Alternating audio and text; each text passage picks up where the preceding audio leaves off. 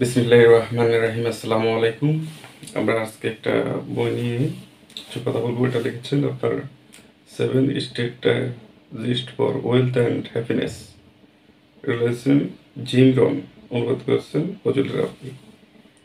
এটা কি বিষয়ে আপনি উপকার পাবেন? ওটা হচ্ছে এক জীবন দর্শন। কোনো ব্যক্তি যদি তার জীবন এই দর্শন প্রয়োগ করে তবে সে আর্থিকভাবে, ব্যক্তিগতভাবে একটি সমৃদ্ধ জীবনযাপন করবে।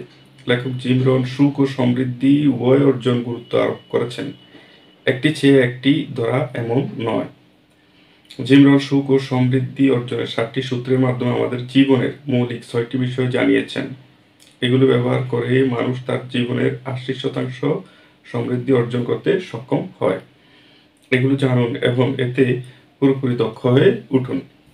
সুখ ও সমৃদ্ধি অর্জন করার ক্ষেত্রে একটি অন্যতম উপাদান হচ্ছে শৃঙ্খলা। অনেকে মনে করে 1-2টি ঘটনায় ব্যর্থ হওয়া মানেই সব শেষ, জয়ের জন্য আর কখনো শৃঙ্খলা অর্জন করা যাবে না। এ কথা সত্য নয়। ব্যর্থতা তখনই ঘটে যখন আমরা আজকের দিনে চিন্তা করা, কাজ করা, যত্ন, সংগ্রাম, চেষ্টা, শিক্ষা অর্জন ও সামনে এগিয়ে যাওয়ার তীব্র বাসনাকে রোধ করি। আজকে একটি কাজ, ছোট একটি পদক্ষেপ আগামী বিরাট এক সাফল্য সৃষ্টি করে। 7টি সূত্র হচ্ছে নির্দিষ্ট লক্ষ্যের ক্ষমতাকে অনুধাবন করা এবং এর শক্তিকে মুক্ত করা। লক্ষ্য যদি না থাকে, আপনি যতই পরিশ্রম করেন আসলে কোনো ভালো ফলাফল অর্জন করা হবে না। এটা গাধার মতো পরিশ্রম হবে। আপনার যদি লক্ষ্য থাকে, লক্ষ্য অনুযায়ী কাজ করতে পারেন, তাহলে আপনি আপনার লক্ষ্য অর্জন করতে পারলে বা সাফল্য পাবেন। আপনি সাফল্যের স্বাদ পাবেন, তৃপ্তির স্বাদ পাবেন। আপনার সাফল্য অর্জনের চাহিদা এবং আকাঙ্ক্ষা আরও বৃদ্ধি পাবে। তো নির্দিষ্ট লক্ষ্য থাকতে হবে। লক্ষ্য থাকাটা আপনার জন্য প্রয়োজনীয় একটি বিষয়। যে কোনো ক্ষেত্রে আপনার যদি লক্ষ্য থাকে, তাহলে আপনি ওই লক্ষ্য অনুযায়ী কাজ করলে, এমনকি কঠোর পরিশ্রম করলে বা আপনার কাজের প্রতি আপনি ডেডিকেট থাকলে, আপনার কাজে যথাযথভাবে আপনি যদি সব কিছু ম্যানেজ করে আপনি কাজ করতে পারেন, যেভাবে কাজ করলে আপনি সফল হবেন ওগুলো জানেন। যেমন আপনাকে সকাল সকাল ঘুম থেকে উঠতে হবে, আপনাকে প্রচুর পরিমাণে লক্ষ্যের প্রতি ফোকাস রাখতে হবে, হার্ডওয়ার্ক করতে হবে, লাগাতার পরিশ্রম করতে হবে লক্ষ্যের জন্য। তাহলে আপনি পারবেন আপনার লক্ষ্য অর্জনে আপনি সাফল্য অর্জন করতে, এমনকি লক্ষ্য পৌঁছতে আসলে থামা যাবে না। যতক্ষণ আমরা লক্ষ্য অর্জনের জন্য লক্ষ্যে পৌঁছতে না পারি, ততক্ষণ তো থামা যাবে না। আমাদের এক লক্ষ্য পরে আবার কি লক্ষ্য হবে, তারপরে কি লক্ষ্য হবে, এইভাবে আমাদের আসলে লক্ষ্যকে ভাগ করে নিতে হবে। তারপরে আছে জ্ঞান অর্জনের চেষ্টা করা। আপনি যে লক্ষ্য অর্জন করতে চান না কেন, আসলে ওই নির্দিষ্ট একটা বিষয়ে তো নির্দিষ্ট লক্ষ্যে, নির্দিষ্ট কাজে বা নির্দিষ্ট একটা বিষয়ে যদি আপনার প্রচুর জ্ঞান থাকে বা আপনি একজন বিশেষজ্ঞ বা মাস্টারি অর্জন করতে পারেন, তাহলে আপনি আপনার ওই বিষয়ে আপনি অনেক সাফল্য বা অনেক সাফল্য অর্জন করতে পারবেন। নির্দিষ্ট জ্ঞানের কারণে আপনার ইনকাম বেড়ে যাবে, আপনার সুনাম বেড়ে যাবে বা সমাজের সোসাইটির বা যাদের আপনি উপকার করেন তাদের উপকার আরও বেশি করতে পারবেন। আহ, তাদের কাজ বা সেবা আরও বেশি দিতে পারবেন। যার কারণে আপনার ইনকাম এবং কি সফলতা আরও দিনকে দিন বৃদ্ধি পেতে থাকবে। যাদেরকে আপনি সেবা দেন তারা অবশ্যই বিশ্বাস করবে যে আপনি এই কাজে সেরা, আপনি এই কাজে অবশ্যই পারফেক্ট একজন লোক। তারা ওটা চিন্তা করবে এবং কি ওই অনুযায়ী তারা আপনাকে আউটপুট দেওয়ার চেষ্টা করবে। তো আসলে জ্ঞান অর্জনে যখন আপনি সেরা হবেন, তখনই আসলে সবাই আসলে ওরকম চিন্তাধারা থেকে আপনার প্রতি বেশি ঝুঁকবে বা আপনার সেবা নেওয়ার জন্য বেশি চাহিদা পোষণ করবে, যার কারণে আপনার সফলতার স্তর দিনকে দিন বৃদ্ধি পেতে থাকবে। তখন আর নির্দিষ্ট বিষয়ে আসলে অগাধ জ্ঞান থাকা দরকার। আপনি নির্দিষ্ট বিষয়ে প্রচুর পরিমাণে স্টাডি করবেন, এমনকি পড়বেন, যতক্ষণ পর্যন্ত আপনি পারেন। কিভাবে পরিবর্তন হতে হয় তা শেখা। আপনি এই বিষয়ে যদি আপনি অগাধ জ্ঞান রাখেন, তাহলে আপনার আস্তে আস্তে আসলে পরিবর্তন হবে। কোনো কিছু আসলে ছোট নয়। যেমন আপনি ছোট একটা বিষয়ে যদি আম উম কাজ করেন, ছোট একটা বিষয় নিয়ে আপনি আ আ ওই বিষয়ে চিন্তা করেন, তাহলে আপনার ওই ছোট বিষয়ে আসলে অনেক কিছু আ জানবেন। ছোট বিষয় থেকে আস্তে আস্তে আপনার ওই বিষয়টা লং হতে থাকে। কোনো কিছু আসলে ছোট থাকে না। এটা এমন একটা পর্যায়ে যায় যখন একটা বিশাল কম্পাউন্ড হয়।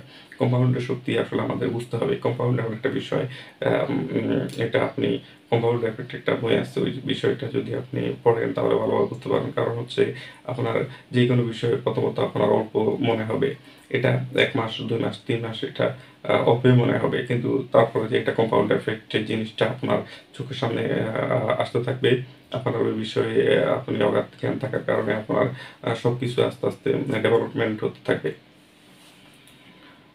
তারপর 4 নম্বর আছে খরচ নিয়ন্ত্রণ করা। আসলে আমাদের ব্যক্তিগত লাইফ বা সামাজিক লাইফ, যে কোনো লাইফে আমরা যদি ভালোভাবে নিজেকে প্রতিষ্ঠিত দেখাতে পারি, এমনকি আমাদের সবকিছু আমরা নিয়ন্ত্রণ করতে চাই, তাহলে আমাদের খরচ নিয়ন্ত্রণ করতে হবে। কারণ খরচ এমন একটা বিষয়, যা আপনি ইনকাম করবেন তা কিভাবে আপনি খরচ করবেন, মানি ম্যানেজমেন্টটা আপনাকে বুঝতে হবে। আপনাকে যদি ধরুন আজকে 1,000, আমরা যারা নিম্নস্তর বা মধ্যস্থ লেভেলের মানুষ আছে, 1,000 টাকা ইনকাম করলাম, তাহলে আমাদেরকে ওই 1,000 টাকাকে আমরা কিভাবে খরচ করব? ইসলামিক দৃষ্টিতে এটাকে আপনি 4 ভাগে ভাগ করেন। 1 ভাগ আপনি নিজের জন্য, 1 ভাগ পরিবারের জন্য, 1 ভাগ আপনার ব্যবসার উন্নতির জন্য, 1 ভাগ আপনি আল্লাহর রাস্তায় দান করবেন। আর যদি আপনি এখানে মানি ম্যানেজমেন্টের একটা বই পড়েছি, এখানে এটা হচ্ছে রিচ ম্যান দ্য ব্যাবিলন। ওইখানে বলা হচ্ছে আপনি ইনকামের 10 ভাগের 1 ভাগ আপনি গুচ্ছিত রাখবেন। 10 ভাগের 1 ভাগ যদি আপনার 1,000 টাকা হয় আপনার ইনকাম, তাহলে 100 টাকা আপনি ওটা জমা রাখবেন। ওই টাকা আপনি কীভাবে খরচ করবেন, ওটা হচ্ছে আপনি যে কাজে এক্সপার্ট বা যেখান থেকে আপনার আউটপুট আসবে, যে কাজ আপনি জানেন বুঝেন, ওরূপ কাজে আপনাকে ইনভেস্ট করতে হবে। ফালতু ইনভেস্ট করা যাবে না। তো মূল কথা হচ্ছে আপনাকে ইনকামের 10 ভাগের 1 ভাগ সঞ্চয় করতে হবে। তাহলে আপনি আপনার ব্যবসাতে সফলতা বা মানি ম্যানেজমেন্টটা ভালোভাবে করতে পারবেন। সময়ের সদ্ব্যবহার। সময় এমন একটা বিষয় যেটা হচ্ছে আমাদের জীবনের সবচেয়ে মূল্যবান সম্পদ। সময় আমরা কিভাবে মেইনটেইন করব? সময় মেইনটেইন করার জন্য আসলে আমাদেরকে সময় ম্যানেজমেন্টটা আসলে ভালোভাবে জানতে হবে। সময়ের জ্ঞান আসলে এমন একটা বিষয়, যখন আপনি সময়ের জ্ঞান অর্জন করে সময়কে মেইনটেইন করার চেষ্টা করবেন, তখন আপনার সময় থেকে বেশি আউটপুট আসবে। আপনার আগের চেয়েও ডাবল 3 গুণ বেশি আপনি কাজ করতে পারবেন। আপনার সময় মেইনটেইন করতে পারবেন। আসলে আমরা সময়টা বেশিরভাগই সোশ্যাল মিডিয়াতে বর্তমানে ইনভেস্ট করি, এমনকি আমরা মাল্টিটাস্কিং কাজের মাধ্যমে আমরা আমাদের সময় ওয়েস্ট করি। আসলে আমাদের সময়টা ইনভেস্ট করা উচিত ডিপ কাজের মাধ্যমে, কষ্ট নির্ভর এমনকি প্রোডাক্টিভিটি কাজের মাধ্যমে আমাদের সময়টা ইনভেস্ট করা উচিত। সময়টা যদি আমরা আমরা প্রোডাক্টিভিটি কাজের মধ্যে ইনভেস্ট করতে পারি, তাহলে আমরা ওইখান থেকে সবসময় ভালো আউটপুট পেতে পারবো। সময়কে আমরা এমনভাবে ইনভেস্ট করবো যেটাতে আমাদের লক্ষ্য অনুযায়ী, এমনকি আমাদের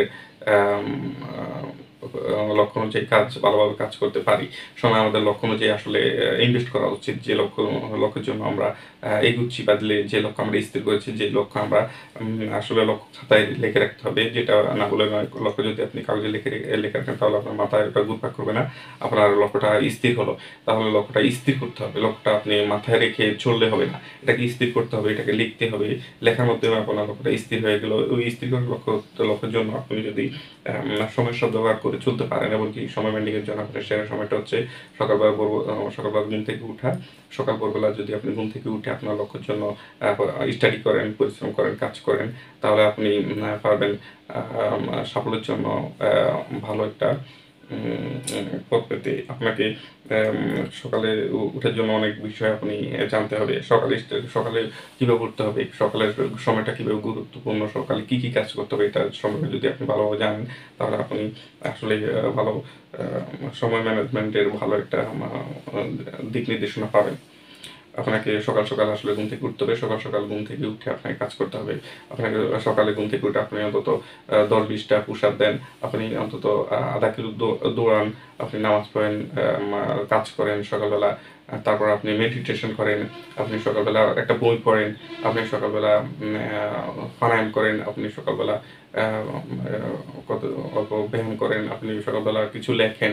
তাহলে আপনার আসলে এই 6টা বিষয়ে সকল ব্যক্তিদের হ্যাবিট, তারা এইভাবে তাদের লাইফ ভালো কিছু চেঞ্জ করেছেন, তার লাইফ পরিবর্তন করেছেন। এই বিষয়টা আসলে আমাদের জানতে হবে। এই বিষয়টা বিষয় নিয়ে আমাদের সকালবেলার তাহলে সকালবেলা এই 6টা বিষয় নিয়ে আমরা কাজ করলে আমরা পারবো এগিয়ে যেতে। তারপরে আছে 6 নম্বর আছে সকল লোকজন দ্বারা নিজেকে ঘিরে রাখা। আসলে আমরা যেরূপ মানুষ ঐরূপ মানুষ থেকে আমরা যেরূপ লক্ষ্য অর্জন করতে চাই, যেমন আমার লক্ষ্য যদি হয় আমি একজন এডিটিং এক্সপার্ট হব, বা আমার লক্ষ্য যদি হয় আমি কন্টেন্ট ক্রিয়েটরের মধ্যে আমি ভালো করব, তাহলে আপনার ওইরূপ লক্ষ্য অনুযায়ী আপনাকে কাজ করতে হবে। ওইরূপ লক্ষ্যের মানুষদের সান্নিধ্য বেশি থাকতে হবে। ওইরূপ লক্ষ্য যারা অর্জন করছে, যারা ওইরূপ লক্ষ্যের জন্য কাজ করে বা ওইরূপ লক্ষ্যের জন্য কথা বলে কীভাবে আপনি করবেন শিখায়, তাদের সান্নিধ্যে তাদের ওই জিনিসগুলো আপনি অর্জন করবেন, তাদের জিনিসগুলো আপনি শিখেন, তাদের বই পড়েন, তাদের স্টাডি করেন, তাদের ব্যাপারে চিন্তা সাধনা করেন, বা তাদের কথাগুলো ভালোভাবে জানেন, বুঝেন, প্র্যাকটিস করেন, তাহলে আপনি আস্তে আস্তে ওইরূপ মানুষ হয়ে যাবেন। তো আপনাকে আসলে সান্নিধ্যে থাকতে হবে। আপনার বেশিরভাগ সময় আপনি যে মানুষের সান্নিধ্যে থাকেন, আসলে আপনি আস্তে আস্তে ওইরূপ মানুষ হয়ে যান। আপনাকে আপনার সান্নিধ্য মানুষগুলাই আসলে ফোকাস রাখতে হবে। কিরূপ মানুষের সান্নিধ্যে আপনি থাকতে হবে, বা কিরূপ মানুষের সান্নিধ্যে থাকলে আপনি আপনার ওইরূপ মানুষ হতে পারবেন। আপনাকে ওইরূপ চিন্তাধারা করে ওইরূপ মানুষের সাথে আসলে মিশতে হবে। আপনি হাদিসেও এটা আছে, হাদিস কথা আছে, সমদর্শ মানুষের পরিবর্তন হয়, সমদর্শ মানুষের ওইরূপ চিন্তাধারা করে। আসলে আমরা যা ভাবি তাই সেরকম হয়। তো আমরা যদি সমুদ্রের চিন্তা করি, আসলে সমতা আস্তে আস্তে বাড়বে। যদি আমরা সফলতার চিন্তা করি, সফলতা বাড়বে। তো আমাদের সঙ্গ ওইভাবে, সঙ্গ যখন আমি থাকবো তখন তার চিন্তাধারা আমার ভিতরে প্রভাবিত হবে, তার ভাবনা আমার ভাবনায় রূপান্তরিত হবে। অতএব আমাদের ভাবনা যেন হাই লেভেলের হয়, আমাদের ভাবনা যেন উন্নত হয়, ওই চিন্তাধারা অনুযায়ী আমাদের কাজ করতে হবে। ওই চিন্তাধারা অনুযায়ী আমাদের ওরকম ভাবনা চিন্তাধারা যদি আমাদের থাকে, তাহলে আমরা ওইরূপ ফলাফল পাবো। কারণ মহান সৃষ্টিকর্তা বলেছেন, তোমরা সূরা তওবার মধ্যে অবশ্যই এটা আছে, আমরা মাদ্রাসার ছাত্ররা এইভাবে জানি না ভালোভাবে। ওটা হচ্ছে বাংলা এরকম হচ্ছে যে, তোমরা যা ভাববে বা চিন্তা করবে আমার সম্পর্কে ওইরূপ ভাবে, মানে আপনি যেরকম ভাববেন আল্লাহ সম্পর্কে আল্লাহ ওইরূপ আপনাকে দান করবেন। তো এটা হচ্ছে এরকম হচ্ছে, আপনি যেরূপ মানুষের সান্নিধ্যে থাকবেন, যেরূপ মানুষের সান্নিধ্যে থেকে আপনি চিন্তা করবেন, ওইরূপ মানুষের জিনিসটা আপনার আস্তে আস্তে ভিতরে প্রভাবিত হবে, ওইরূপ জিনিসগুলো আপনার আসতে থাকবে। ততদিন আপনি যদি সফল 10 জন মানুষের সাথে চলেন, আপনি 11 নম্বর সফল ব্যক্তি আপনি হবেন। আপনি যদি 10 জন ধনী মানুষের সান্নিধ্যে চলেন, তাহলে আপনি 11 নম্বর ধনী মানুষ আপনি হবেন। আপনি যদি 10 জন ব্যবসায়ীর সাথে চলেন, তাহলে 11 নম্বর ব্যবসায়ী হবেন আপনি। আপনি যদি 10 জন চোরের সাথে চলেন, তাহলে 11 নম্বর চোর হবেন আপনি। আপনি যদি 10 জন টাউট বদমাইশ ইতরের সাথে চলেন, আপনি 11 নম্বর টাউট বদমাইশ হবেন আপনি। তো আপনি চলতে হবে যারা সফল এবং ধনী, এমনকি সুখ সমৃদ্ধশালী, এমনকি আপনি জ্ঞানী, তাদের সঙ্গে যদি থাকেন, তাহলে আপনি 11 নম্বর আপনি ওরকম ধনী, সফল, সুখী, জ্ঞানী ও 11 নম্বরটা আপনি হবেন। তো আপনাকে এই বিষয়টা আসলে খেয়াল করে চলতে হবে। 7 নম্বর হচ্ছে সুন্দরভাবে জীবনযাপন করার কৌশল। আসলে এই সুন্দরভাবে জীবনযাপন করার জন্য আমাদের যে জিনিসটা মহান সৃষ্টিকর্তা আমাদেরকে দিয়েছেন, ওটা হচ্ছে আমাদের শুকরিয়া আদায় করতে হবে বেশি বেশি। আমরা যখন আমাদের ভালো জিনিসগুলো নিয়ে বেশি বেশি শুকরিয়া আদায় করবো, বেশি বেশি পজিটিভ চিন্তা করব, বেশি বেশি ভালো কথা বলবো, বেশি বেশি আমাদের শুকরিয়া আদায় করবো, ততই আমাদের সুখ সমৃদ্ধি আসলে বৃদ্ধি হবে। আমি আমার যে কাজে আছি ওই কাজে আমাকে বেশি বেশি শুকরিয়া আদায় করতে হবে, যা দিয়েছেন আল্লাহ ওই ব্যাপারে সন্তুষ্ট এবং শুকরিয়া আদায় করতে হবে। তো এটা হচ্ছে সফল ও সুখী সমৃদ্ধি জীবনের 7টি সূত্র। এই বইটা নিয়ে আমি আসলে ভালোভাবে বিস্তারিত আলোচনা করব ইনশাল্লাহ। আজকে এই বইটার ভূমিকা এবং সারমর্ম নিয়ে আলোচনা করেছি। আশা করি এই বইটা নিয়ে আমি আপনাদের ভালো একটা ধারণা দেওয়ার চেষ্টা করব ইনশাল্লাহ। ভালো একটা বই।